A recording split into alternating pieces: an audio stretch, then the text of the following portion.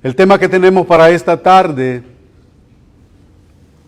de acuerdo a la sección que vamos a estar cubriendo, si el Señor lo permite, la sección que tenemos para esta tarde es del capítulo 4 de Colosenses. Y a esto es como que me acuerdo cuando predicamos acerca de Filemón, cuando predicamos acerca de Romanos, todas estas cartas. Ahora ya como que a medida que vamos avanzando, ya el apóstol Pablo a estas alturas ya empieza a dar muestras o empieza a dar señas que la despedida de la carta a los colosenses está en camino ahí. Y a eso es como que a mí ya me apunta a dos cosas. Me causa un poquito de que la despedida, qué es lo que va a decir en la despedida, a quién se va a dirigir en la despedida, quiénes son los beneficiarios de esa despedida. Pero también me alerta qué es lo que viene después, qué carta vamos a empezar. Así que el Señor nos ayude a poder escoger una carta que sea de beneficio para la iglesia en general. Bueno, que todo el consejo de Dios es de beneficio, pero hay enseñanzas que son más, tienen una causal más directa para la iglesia, para la práctica de la iglesia. Así que aquí nosotros vamos a ver rasgos de cómo Pablo está o va a empezar su despedida. Colosenses 4 del 2 al 6, y decía que el tema es las conversaciones del creyente o las conversaciones del nuevo hombre, también podríamos llamarle. Así que yo le pido, hermano, que se ponga de pie una vez más para que nosotros leamos juntos Colosenses capítulo 4, versículos del 2 al 6. Dice la palabra del Señor: perseverad en oración, velando en ella con acción de gracias, orando también al mismo tiempo por nosotros, para que el Señor nos abra puerta para la palabra, a fin de dar a conocer el misterio de Cristo, por el cual también estoy preso, para que lo manifieste como debo hablar. Andad sabiamente para con los de afuera, redimiendo el tiempo. Sea vuestra palabra siempre con gracia, sazonada con sal, para que sepáis cómo debéis responder a cada uno. Que el Señor añada bendición a su palabra. Pueden tomar sus asientos. Cuentan una historia que un viejo sabio de la antigua Grecia le enviara un animal para que lo sacrificara, pero que le pidieron a la persona, que le pidieron a este sabio que devolviera a la persona que había enviado o dado este animal la mejor y la peor parte del animal a la hora de sacrificarlo. Y el sabio hizo lo que la persona le pidió, y el sabio lo que mandó fue la lengua del animal. La mejor y la peor parte del animal le envió la lengua. Y ciertamente la mejor y la peor parte del ser humano también es la lengua. Y Santiago está muy de acuerdo con esta apreciación. Dice Santiago capítulo 3, versículos del 2 al 12, de Santiago 3, porque todos ofendemos muchas veces. Si alguno no ofende en palabra, este es varón perfecto, capaz también de refrenar todo el cuerpo. He aquí nosotros ponemos freno en la boca de los caballos para que nos obedezcan, y dirigimos así todo su cuerpo. El que sabe de manejar caballos o de montar caballos sabe que eso, usted le pone una cosa ahí al animal y usted hace con ese animal, si quiere que corra, corre, si quiere que vaya despacio, va despacio, si quiere que vaya a la izquierda, le hace a la izquierda, si quiere. Ese es el poder que tiene el ser humano para dominar o para domar un animal, y lo vamos a seguir leyendo. Aquí nosotros ponemos freno en la boca de los caballos para que nos obedezcan y dirigimos así todo su cuerpo. Mirad también las naves, o sea, los barcos tan grandes y llevadas de impetuosos vientos, son gobernadas con un pequeño timón. Un pequeño timón por donde el que las gobierna quiere. Así también la lengua. Es un miembro pequeño, pero se jacta de grandes cosas.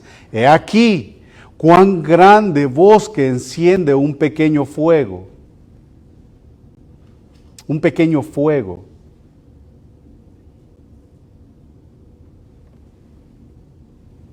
Y la lengua es un fuego, continúa Santiago, un mundo de maldad. La lengua es un fuego. Un mundo de maldad. La lengua está puesta entre nuestros miembros y contamina todo el cuerpo. E inflama la rueda de la creación. Y ella misma es inflamada por el infierno, la lengua. Porque toda naturaleza de bestias y de aves y de serpientes y de seres del mar se doma y ha sido domada por la naturaleza humana. Pero ningún hombre puede domar la lengua, que es un mal que no puede ser refrenado, llena de veneno mortal.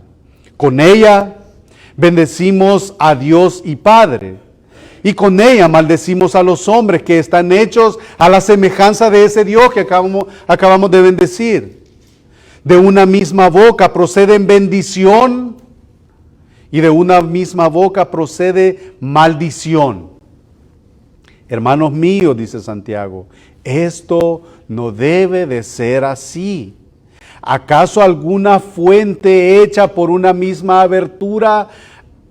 ¿Acaso alguna fuente hecha por una misma abertura, agua dulce y amarga? Hermanos míos, dice otra vez Santiago, ¿puede acaso la higuera producir aceitunas o la vid higos? Así también ninguna fuente puede dar agua salada y dulce. Eso es el poder que nosotros tenemos en un miembro tan pequeño como la lengua. Cuando nuestro Señor Jesucristo, y esto yo quiero que lo vayamos dejando ahí la lengua, porque lo vamos a ir atando a lo que es el mensaje, a lo que es la sección que nosotros tenemos. Cuando nuestro Señor Jesucristo le dijo a los fariseos en Mateo 12:34, generación de víboras, ¿cómo podéis hablar lo bueno siendo malos? ¿Cómo podéis hablar lo bueno siendo malos? Porque de la abundancia del corazón habla la boca. Ahí se sentó un gran precedente, se sentó una regla certera. Nuestro Señor sentó una regla certera. De manera que nuestras conversaciones, nuestras pláticas reflejan el tipo de persona que somos con mucha seguridad. Nuestras conversaciones, nuestras pláticas reflejan el tipo de personas que somos, con la agravante que la lengua habla con tanta facilidad y que es difícil de controlar. La manera de la que hablamos o lo que hablamos es con mucha seguridad el indicador más confiable de nuestra condición espiritual. La manera en la que hablamos, lo que hablamos. Mateo 12:37, más adelante del texto que acabamos de citar ahí en Mateo, dice, porque por tus palabras serás justificado y por tus palabras también serás condenado. Y en la sección que tenemos para esta tarde, capítulo 4 de Colosenses, versículos del 2 al 6, el apóstol sigue tratando el tema del nuevo hombre y su naturaleza que ahora es en Cristo, la naturaleza del nuevo hombre. Y eso lo vimos en el capítulo 3, versículo 5. Si ustedes quieren ir conmigo ahí, capítulo 3, versículo 5 de Colosenses, dice, hablando acerca de la nueva naturaleza del nuevo hombre, haced morir pues lo terrenal en vosotros, fornicación, impureza, pasiones desordenadas, malos deseos, avaricia, que es idolatría. Hablábamos acerca de dos listas. Estos tienen que ver con aspectos morales, la otra lista que veíamos tiene que ver con aspectos sociales, los problemas que nosotros nos acarreamos cuando no consideramos la manera en la que cómo vamos a hacer con nuestra sociedad, en nuestro entorno. De los versículos 5 al 17, siempre ahí de Colosenses habló acerca de los distintivos personales del nuevo hombre. Para luego del versículo 18 hasta el 4:1 habló acerca de la vida del nuevo hombre, pero ya en el hogar como esposos, como esposas. Habló como padres, habló como hijos, habló acerca de empleados y acerca de empleadores. Eso es lo que tratamos hasta el capítulo 4, versículo 1. Y en este pasaje se extiende y pasa a incluir a los no creyentes. Y si ustedes se fijan en la lectura que nosotros tuvimos y se enfoca en la conversación del nacido de nuevo, ya que se trata de una de las cosas en la que el mundo está muy atento y que toma como base a la hora de juzgarnos como cristianos y a la hora de juzgar el cristianismo en sí mismo y a la hora de indagar en el efecto transformador que el evangelio debería de tener en aquel que dice que es un nacido de nuevo, que es un cristiano, que es un hijo de Dios. Así que junto con los pensamientos, junto con las actitudes, junto con las motivaciones, la manera en la que el creyente habla es el área en la que encontramos mayores dificultades a la hora de exhibir esa nueva identidad, esa nueva naturaleza, a la hora de ejercitar el control sobre nuestra lengua, sobre lo que nosotros hablamos y de sobre cómo nosotros hablamos. Pablo, al referirse para con los de afuera, orando también al mismo tiempo por nosotros para que el Señor nos abra puerta para la palabra, para dar a conocer el misterio de Cristo, por el cual también estoy preso, para que se manifieste como debo de hablar, andar sabiamente para con los de afuera. Versículo 5. Es muy acertado que el apóstol empiece o comience refiriéndose a la oración, porque esa sería la mejor manera o la mejor conversación que el nuevo hombre puede tener, la oración. La oración es la que fortalece la comunión con el Señor y es la fuente con la que tenemos poder en contra de Satanás, en contra de sus agentes malignos que son los ángeles. Según Efesios 6:18, mire lo que dice: orando en todo tiempo con toda oración y súplica en el Espíritu y velando en ello con toda perseverancia. Es el mismo sentir, orando en todo tiempo. Perseverad en oración, velando en ella con acciones de gracias. Es lo que dice en Colosenses y en Efesios. Dice orando en todo tiempo con toda oración y súplica y velando en ello con toda perseverancia y otra vez súplica por todos los santos. A través de la oración nosotros confesamos nuestros pecados ante nuestro gran sumo sacerdote. Hebreos 4 del 15 al 16. Porque no tenemos un sumo sacerdote que no pueda compadecerse de nuestras debilidades, dice el autor a los Hebreos, que fue tentado, sino que uno que fue tentado en todo según nuestra semejanza, pero sin pecado. Acerquémonos pues confiadamente al trono de la gracia para alcanzar misericordia y hallar gracia para el oportuno socorro. Eso es lo que dice el autor a los Hebreos. Así que la oración nos fortalece. La oración, a través de la oración nosotros confesamos nuestros pecados. A través de la oración también tenemos tiene como fuente un corazón puro. Salmo 66, 18 al 19 dice, si en mi corazón hubiese yo mirado iniquidad, dice el salmista, el Señor no habría escuchado. Si en mi corazón hubiese yo mirado iniquidad, o sea, el salmista está diciendo, yo me examiné y no vi maldad en mi corazón, por eso Dios me escuchó. Versículo 19, siempre de Salmo 66, mas ciertamente me escuchó Dios, atendió a la voz de mi súplica. Entonces la oración tiene como fuente un corazón puro. Y para hablar de la oración, Pablo usa esta palabra perseverar, que significa ser constante o permanecer. En el idioma original como que no vale la pena mencionar cómo suena o cómo es esta palabra, pero el significado de perseverar es con ser constante, permanecer, persistir con valentía. Pablo les escribe a su audiencia original, a estos hermanos colosenses, que perseveren en la oración, y de manera general esa enseñanza es útil y también es un mandato para nosotros como iglesia. ¿Se recuerdan en Primera de Tesalonicenses 5:17? ¿Quién se recuerda de este texto? Orad sin cesar.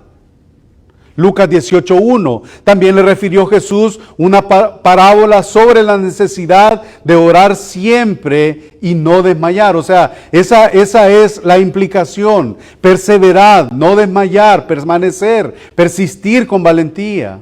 Orad sin cesar. Romanos 12:12 también nos habla acerca de esto. Gozosos en la esperanza, sufridos en la tribulación, constantes en la oración. Otro ejemplo, el ejemplo de Cornelio en Hechos 10:12. Cornelio era un hombre piadoso y temeroso de Dios con toda su casa, y que hacía muchas limosnas al pueblo y oraba a Dios siempre. El ejemplo de Cornelio. Y esto de orar en todo tiempo, porque a veces como que nosotros mismos nos desanimamos cuando leemos que la Escritura nos manda a orar sin cesar, a orar en todo tiempo, permanecer en oración, a vivir en todo el tiempo en oración. Pero la Escritura no nos está diciendo dejen de hacer todas sus actividades, tenemos responsabilidades.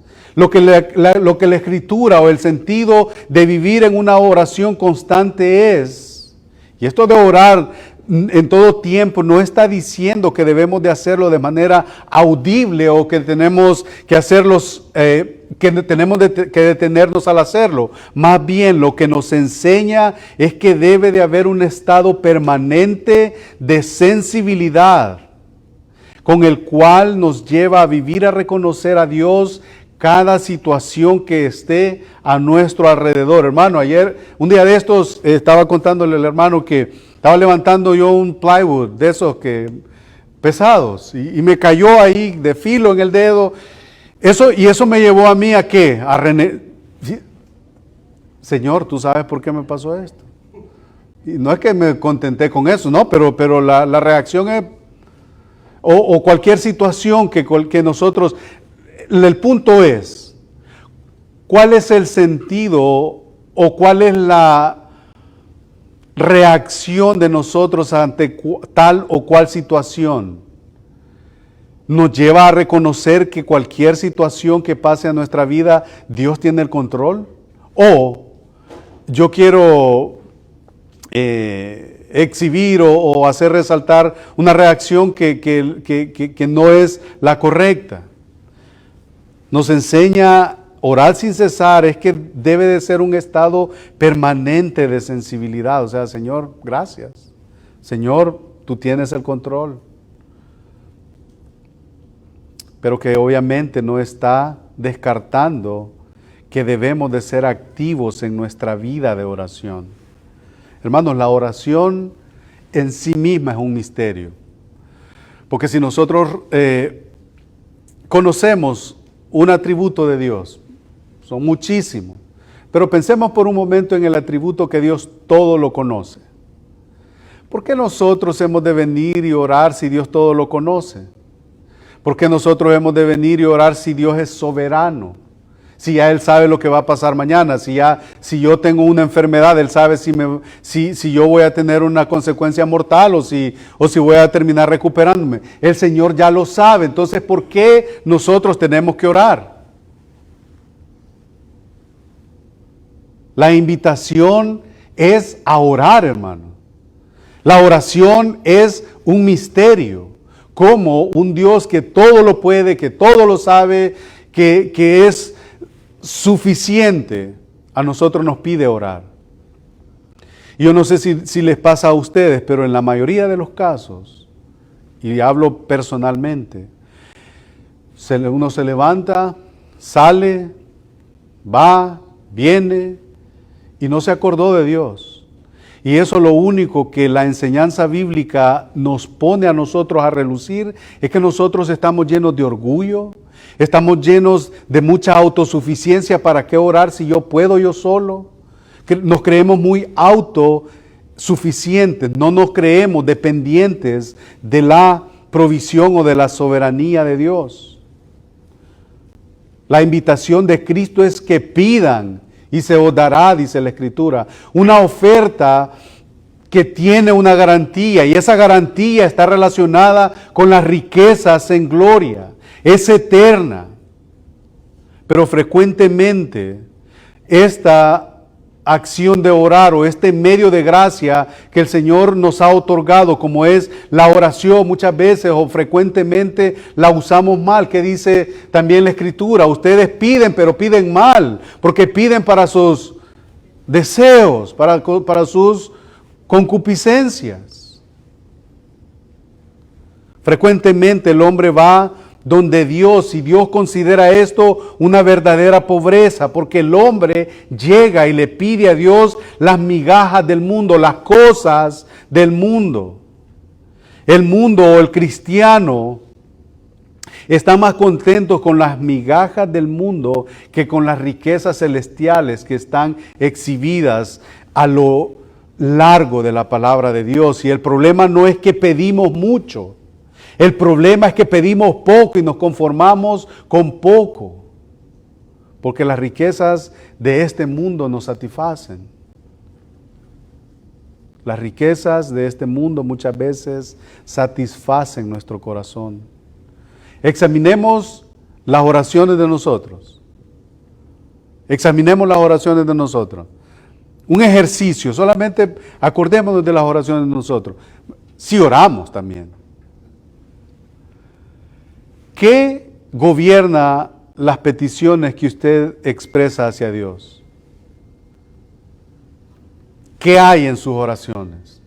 Hay, Señor, Padre nuestro que estás en los cielos, te pido y te pido. Y ahí empezó, no hubo unas acciones de gracia como lo vamos a ver. Solo hay peticiones y peticiones y peticiones. El llamado es a permanecer despiertos, velando en ella, en la oración, como el apóstol ya lo dijo, velando en ella, orando, versículo 2, perseverad en la oración, velando en ella, o sea, en la oración con acción de gracias. El llamado, velando en ella, el llamado es a permanecer despiertos, a no dormirnos. ¿Se recuerdan lo que sucedió con sus discípulos en el Getsemaní? Mateo 26, del 40 al 41. Vino a sus discípulos y los encontró durmiendo. ¿Y qué fue lo que le dijo a Pedro? Mateo 26, 40 y 41. Vino luego a sus discípulos y los halló durmiendo. Él había ido a orar, regresa a encontrarse con sus discípulos. El Señor mismo, Él tomaba tiempo. Y si nosotros vemos el registro de los evangelios, nosotros vemos que el Señor se apartaba de ellos a orar. Iba Él solo a orar, y cuando regresaba en una de estas veces, en el Getsemaní, vino luego a sus discípulos y los halló durmiendo, y dijo a Pedro, ¿así que no habéis podido velar conmigo una hora? O sea, no tuviste la fuerza para poder permanecer en oración conmigo. No se enojó. El Señor no le reprochó. Más bien, en el versículo 41, Él le dice por qué es que Él tiene que permanecer alerta, despierto y orando. Velad y orad para que no entréis en tentación. El Espíritu, o sea, yo sé que nosotros queremos, yo quiero orar. Pero ¿qué sucede cuando yo voy a ese momento de oración? Y algunos, yo estuve leyendo, perdón, y algunos consideran y recomiendan que usted sea intencional a la hora de orar y que busque el mejor momento, el mejor tiempo para poder orar. No le vaya a pasar como me pasa a mí, que a la hora de que los niños se van a acostar apago las luces, todos se apagan ahí y acostados ahí, ¿quién no se va a dormir orando? Velad y orad para que no entréis en tentación. El espíritu, la verdad, está dispuesto, pero la carne porque si yo hago la pregunta, hermano, ¿usted quisiera tener una vida de oración? Yo sé, hermano, yo sé que usted sabe lo que es la oración y su respuesta va a ser, sí, yo quisiera tener una vida de oración.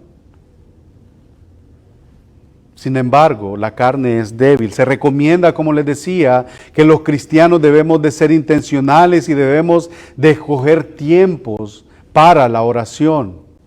Luego, continuando con nuestro texto, acciones de gracias. Velando en ella, perseverad en oración, velando en ella con acciones de gracias. La oración, hermanos, con mucha frecuencia se vuelve un momento solamente de pedir y lo único que contiene son solicitudes, como si eso fuera únicamente orar, pedir y pedir. Pero la invitación en la Escritura es a estar llenos de gratitud también. Y hay tantas cosas por las cuales pudiéramos pasar un largo periodo de tiempo orando, solamente agradeciéndole a Dios a través de nuestra oración, sin ni siquiera decir una petición. Pudiéramos pasar un buen rato orando. Nosotros pudiéramos ahorita empezar una oración y solamente agradecer, Señor, gracias por esto, Señor, gracias por lo otro, y pudiéramos pasar un tiempo prolongado sin mencionar una petición. Hay tantas cosas por las cuales podemos pasar un buen tiempo delante de Dios, reconociendo lo que Él ya hizo a nuestro favor. Por ejemplo, como creyentes, nos gozamos de múltiples bendiciones, de múltiples privilegios. Una de las cosas por las que nosotros podemos llegar al Señor con acciones de gracias es porque sabemos que el Señor está cercano. Yo voy a citar los textos, si usted quiere los anota, tampoco los voy a leer. Salmo 75:1 por cuestión de tiempo. El Señor está cercano a nosotros, Salmo 75:1. Porque tenemos la provisión de Dios, Hebreos 27:31. Porque tenemos su perdón, porque tenemos su salvación, Romanos 6:17. Porque las promesas eternas que tenemos en Él, 1 Corintios 15:57, 2 Corintios 2:14.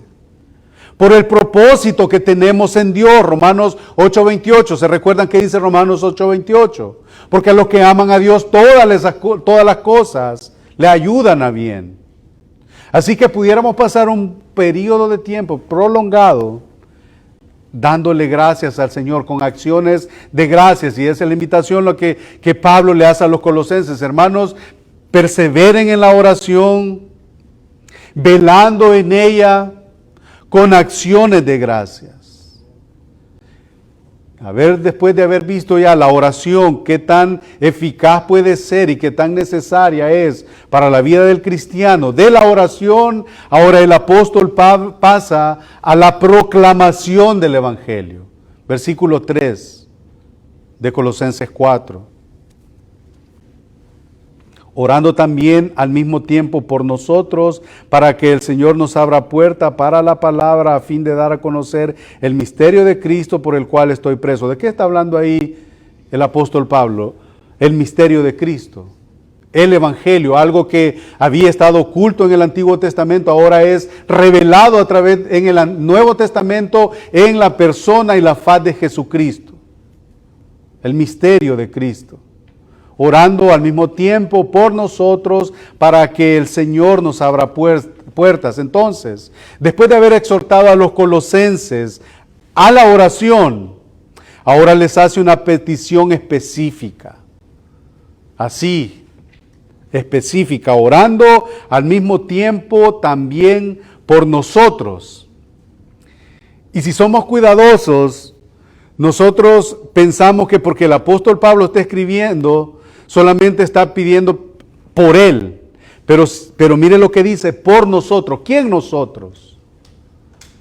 Esa pluralidad,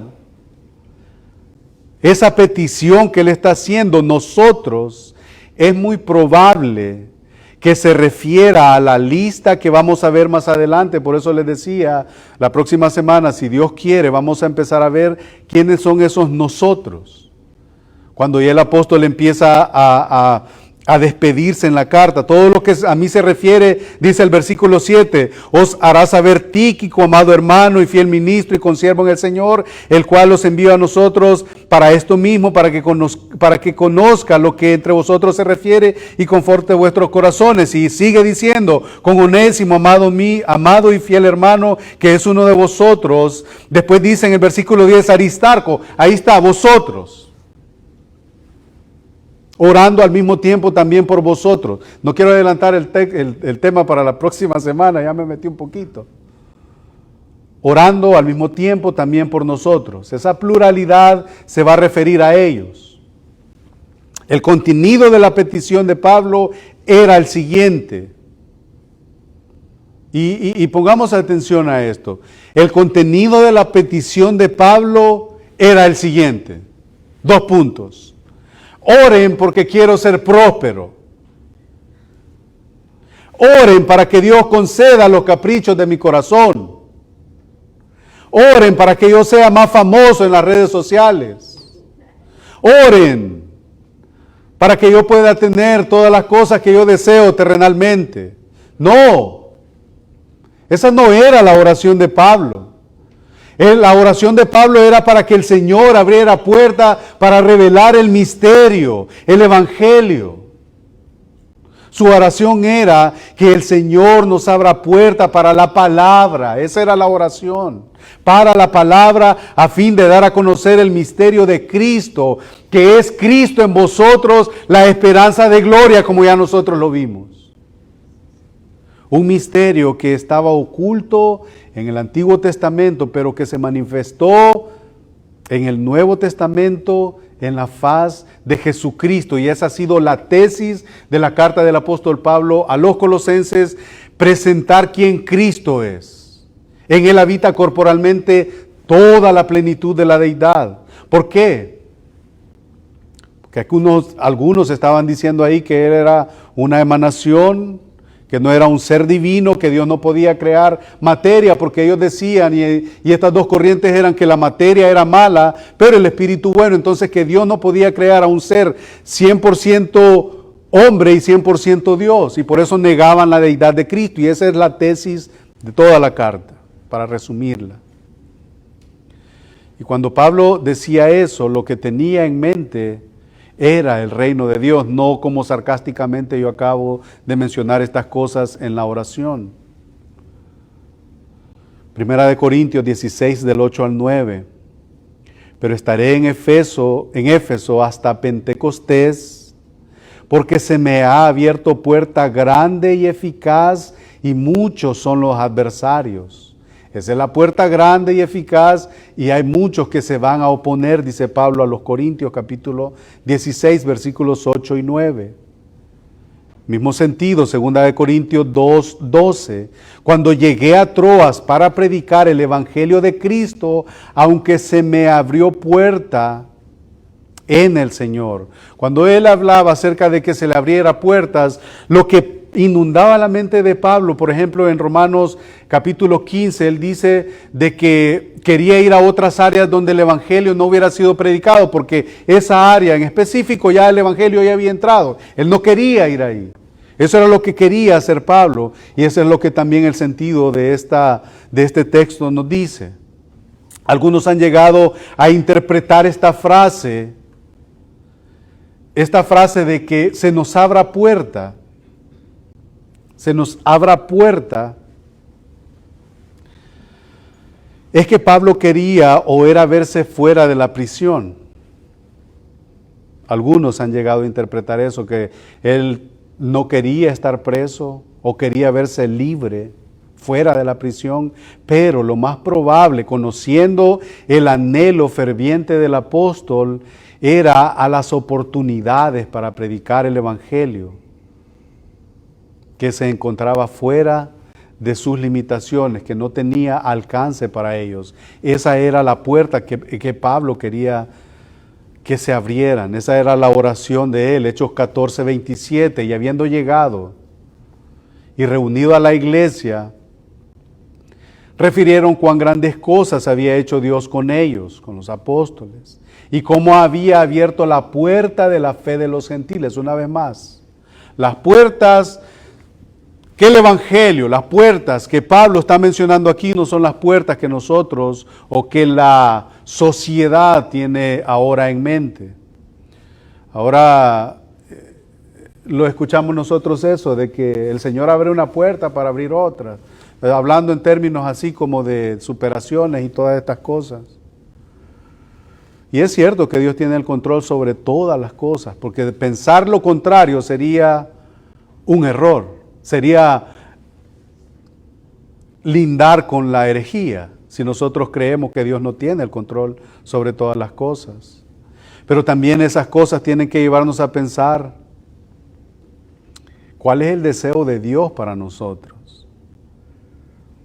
Pablo estaba preso por causa del evangelio, y ahí mismo lo dice en el versículo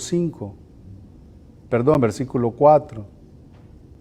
Y orando también al mismo tiempo para nosotros, para que el Señor nos abra puerta para la palabra, a fin de dar a conocer el misterio de Cristo. Y ahí está, al final del versículo 3, por el cual estoy preso por el evangelio.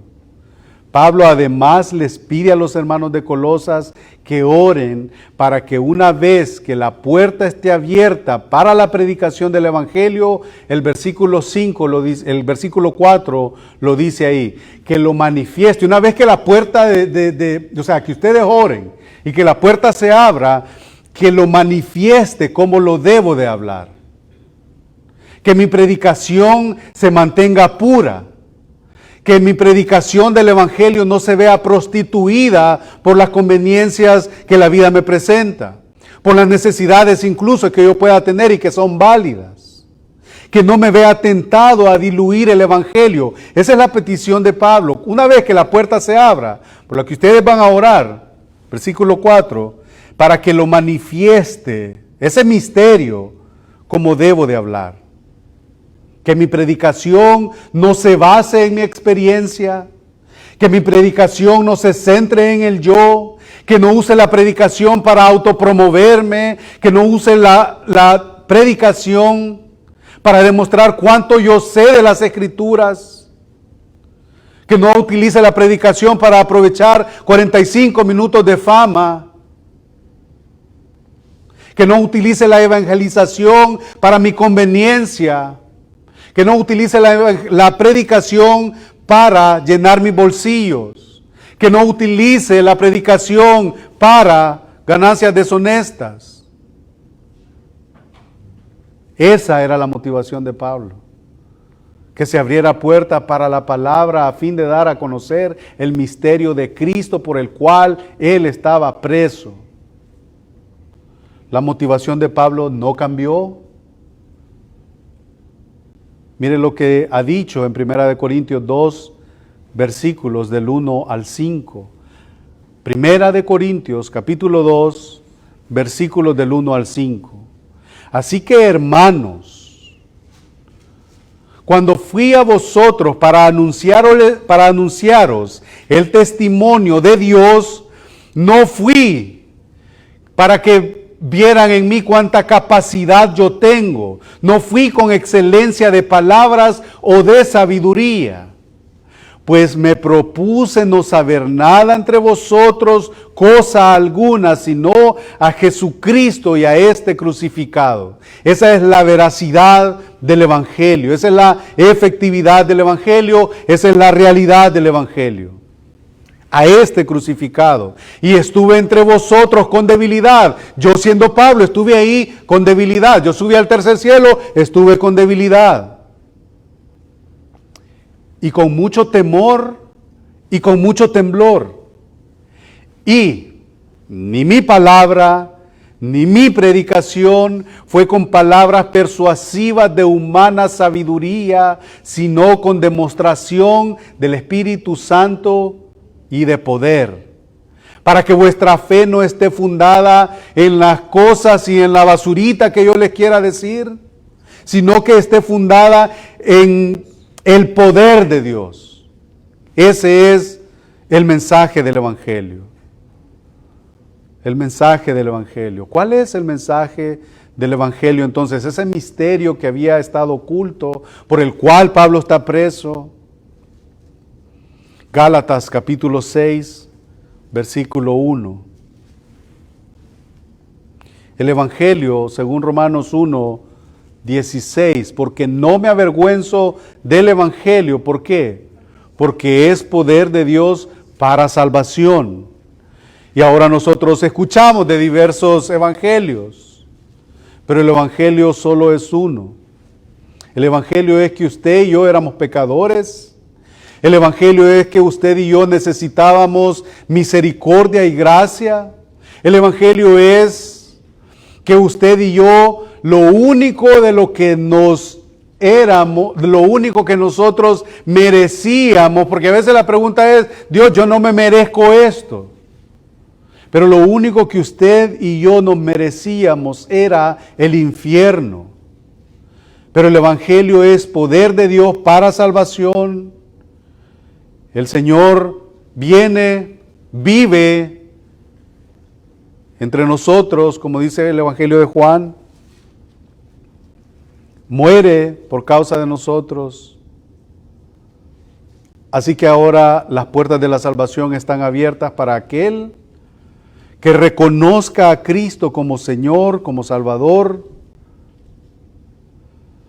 Y no hay otro evangelio. Gálatas 6, capítulo 1. Estoy maravillado. Del 6 en adelante, perdón. Gálatas, capítulo 1, versículo del 6 en adelante. Estoy maravillado de que tan pronto os hayáis alejado del que os llamó por la gracia de Cristo. Eso es lo que salva, la gracia de Cristo, para seguir un evangelio diferente. No que haya otro, sino que hay algunos que os perturban y quieren pervertir el evangelio de Cristo. Y ahí es y esa es la oración. Pueda que cometa un error al pensar así. Pero he ahí la oración del apóstol Pablo, para que en el versículo 4 de Colosenses, como estamos viendo, para que lo manifieste como debo de hablar, ese misterio que estaba oculto. Mas si aún yo, dice el apóstol, mas si aún nosotros o un ángel del cielo os anunciare otro evangelio diferente del que os hemos anunciado, este sea maldito. Que le prediquen a usted un evangelio que va a ser salvo por obras, que por ser buena gente usted va a ser salvo. Es un evangelio que trae maldición. Ahora, tenemos que también balancear el asunto de que es cierto que las obras no nos salvan, pero hemos sido creados para buenas obras, según Efesios 2:8. Mas si aún nosotros o un ángel del cielo os anunciare otro evangelio diferente del que os hemos anunciado, sea maldito, sea anatema, como antes os hemos dicho. También ahora lo repito, si alguno os predica evangelio diferente del que habéis recibido, sea maldito, sea anatema. Y esa es la predicación, y yo creo que ese debe de ser el sentir de cada predicador, de cada persona que se para tras un púlpito acá y empieza a hablar en nombre de Dios y a decir cosas que Dios jamás dijo.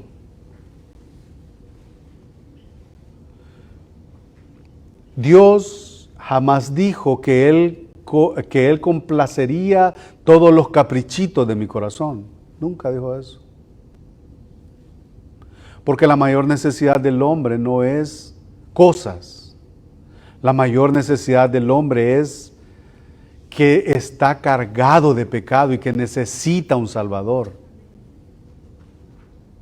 Pablo quería que los creyentes oraran para que él pudiera llevar la proclamación del Evangelio como es debido, como Dios quería que lo hiciera. Y hermanos, esa debe de ser nuestra oración. Avanzando, versículo 5 del capítulo 4 de Colosenses. Andad sabiamente para con los de afuera, redimiendo el tiempo. Nuestra conducta le da credibilidad a nuestras palabras, y eso es una gran realidad.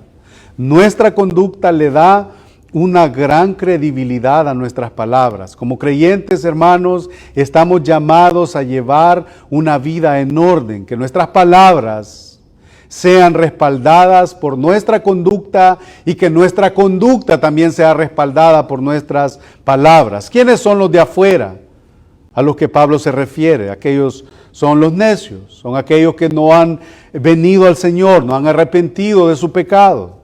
Ellos son los necios. Entonces, ante los necios, ¿cómo debe de lucir un regenerado? ¿Cómo debe de lucir un nuevo hombre? Alguien con la nueva naturaleza. Diferente. Versículo 6, para ya ir terminando. Sea vuestra palabra siempre con gracia, sazonada con sal, para que sepáis cómo debéis responder a cada uno. Sea vuestra palabra siempre con gracia, sazonada con sal, para que sepáis cómo debéis responder a cada uno.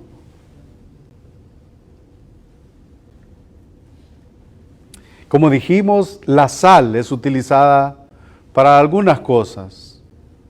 La sal, es cierto, si la ponemos sobre una herida, arde. Pero también es cierto que la sal, si nosotros la utilizamos para mantener algo fresco, también la mantiene. Entonces el apóstol usa ahí esa ilustración, que nuestras palabras, que vuestra palabra siempre, sea vuestra palabra siempre con gracia, sazonada con sal. Procurad que no queme mucho, pero procurad también que sea a causa de que algo se va a mantener puro. Que se va a mantener puro. Aquí no hace referencia, el apóstol no hace referencia a la predicación del Evangelio, sino más bien a las conversaciones diarias que nosotros tenemos. ¿No sería coherente que la conversación del creyente tenga tintes vulgares, que permita cualquier elemento de una boca no regenerada, de una boca no redimida? Así que, hermanos, la exhortación de Pablo a los colosenses era: perseveren en la oración, y velen en ella con acción de gracias. Oren también al mismo tiempo por nosotros, o sea, por todos los que están presos conmigo, para que el Señor nos abra puerta para la palabra, a fin de dar a conocer el misterio de Cristo, por el cual también estoy preso, para que lo manifieste de manera correcta, para que lo manifieste como debo de hablarlo. Andad sabiamente para con los de afuera, redimiendo el tiempo. Sea vuestra palabra siempre con gracia, sazonada con sal, para que sepáis cómo debéis responder a cada uno. Eso era para los colosenses, y yo soy convencido que este principio y que esta exhortación va a ser de mucha ayuda y de mucho provecho para la iglesia, no solamente seguidores de Jesús los ángeles, sino también para aquellos que creen y confiesan el nombre de nuestro Señor Jesucristo. Quiera Dios que podamos vivir a la luz de estas cosas, de que si queremos orar, el Espíritu quiere, pero la carne es débil. Estamos cansados. Pero debemos de hacerlo. Busquemos un buen tiempo, busquemos un buen espacio para poder hacerlo. Procuremos que el orar a Dios y que siempre tener una actitud de acción de gracias. De esa manera nosotros vamos a ser movidos a poder conversar con con los de afuera, de una manera que corresponda a un hijo de Dios. Si hay alguien acá entre nosotros o si alguien va a escuchar este mensaje, nosotros estamos ubicados en el 1049 West 149 Street en Gardena, California. Si quiere visitarnos y si alguien está acá y quiere ponerse a cuentas con el Señor, aquí no se trata de que va a pasar al frente y vamos a empezar a votar. No, el Evangelio es poder de Dios para salvación. Así que vamos a orar, rogando a Dios por misericordia, para que el Señor nos prospere en nuestro deseo por Él. En nuestro deseo por Él. Padre,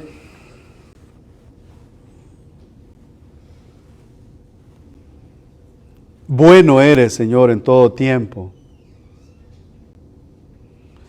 Que sea alabado tu nombre, Señor, entre los mortales. Que sea alabado, Señor, y que sea exaltado tu nombre a través de tu iglesia, a través de tu pueblo, Señor. Ten misericordia de aquel, Señor, que es de afuera, como lo hemos visto ahora. Y a nosotros que somos de adentro del reino, que nos ayudes, Señor, a vivir sabiamente para con ellos. Sabiendo, Señor, que somos templo del Espíritu, que somos sal y luz, que somos libros abiertos. Te damos las gracias, Señor, por tu infinito amor. Te damos las gracias, Señor, por el regalo del perdón. Te damos las gracias por el regalo de la vida eterna. Te damos las gracias, Señor, por el regalo de la misericordia. Te damos las gracias, Señor, por lo que nosotros traemos puesto. Te damos las gracias, Señor, por que provees un techo donde nosotros habitamos. Te damos las gracias, Señor, porque tenemos una mesa donde poner un plato con comida. Te damos las gracias, Señor, porque hay un plato que va a ser servido en esta tarde para nosotros. Te damos las gracias, Señor, porque nuestros pulmones pueden respirar. Te damos las gracias, Señor, porque nuestros ojos pueden ver. Te damos las gracias, Señor.